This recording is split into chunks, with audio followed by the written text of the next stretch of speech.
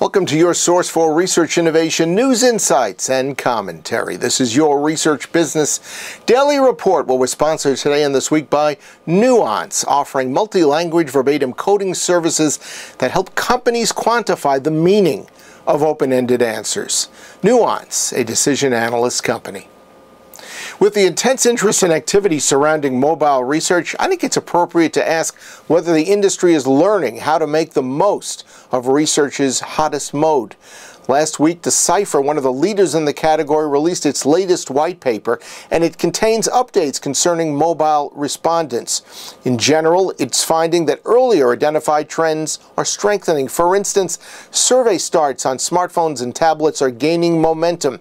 They're up approximately 15% since 2012. Correspondingly, desktop survey starts in that same time period have dropped about 15%.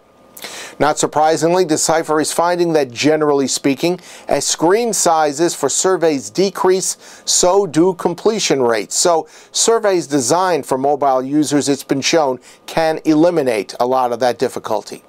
We're linking for RBDR viewers to this paper so that you can download the information with the most up-to-date best practices for mobile survey design, including dropout triggers and optimization methods. Look for the link in today's RBDR subscriber email message and also in the content box beneath today's video.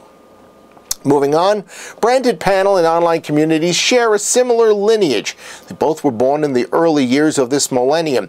But are clients confused when they discuss branded panels versus insight communities? The distinction may be clear to a lot of us, but Los Angeles-based Kerry Hecht confided to RBDR a few weeks ago that she was surprised that there are clients who are unclear about the distinctions between the two. She ran headlong into this confusion because her business, which is called Dub, helps clients innovate their online qualitative and quantitative techniques. And she agreed to share with us exactly what she's explaining to those clients to clear things up.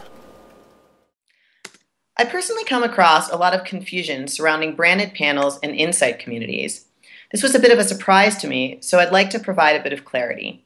First, what is a community? It's defined as an interacting population of various kinds of individuals. Alternatively, a custom online panel is a pre-screened group of people who've expressed a willingness to participate in a survey or a customer feedback session. These two definitions seem fairly similar, but they really aren't.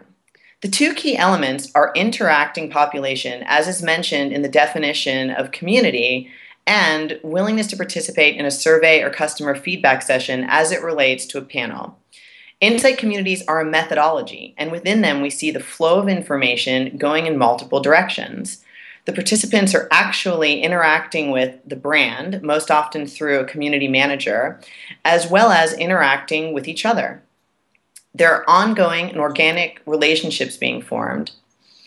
These relationships allow you to glean insights to questions that have been asked directly through blogging exercises, video diaries, surveys, etc., but also indirectly through the relationships they build with each other and feedback provided in open forums. This works much in the same way that social media sites work. Since the information within the communities is flowing in multiple directions, community members are able to see how their input is affecting the brand, and it fosters a passion to help and it builds that relationship. A custom online panel is not a methodology in its own right. It's a resource. This resource is typically tapped into periodically for surveys or to engage in an exercise once in a while. There is not interaction amongst the members. There is typically no information coming back to the panel members. Again, the panel is the resource. The methodology is the survey, IDI, or focus group. To build a community, you have to be aware that it's the relationships that matter. It is the back and forth between the brand and the members amongst themselves that makes the community and keeps the participants coming back. A bit of cash incentive here and there helps too, of course. Without that relationship building, the back and forth engagement and knowledge sharing, you are paying for a community and getting a panel. So, as we can see, it's the interaction that is most important, that back and forth between the brand and the community members with each other. That's the difference. I'm Kerry Hecht, and my 2 minutes are up. Our thanks to Kerry Hecht, and her email is kerry@dubishere.com. That's your Research Business Daily Report, sponsored by Nuance, offering multi-language verbatim coding services that help companies quantify the meaning of open-ended answers. Nuance, a decision analyst company. We hope you have a great research day, and please join us back here tomorrow.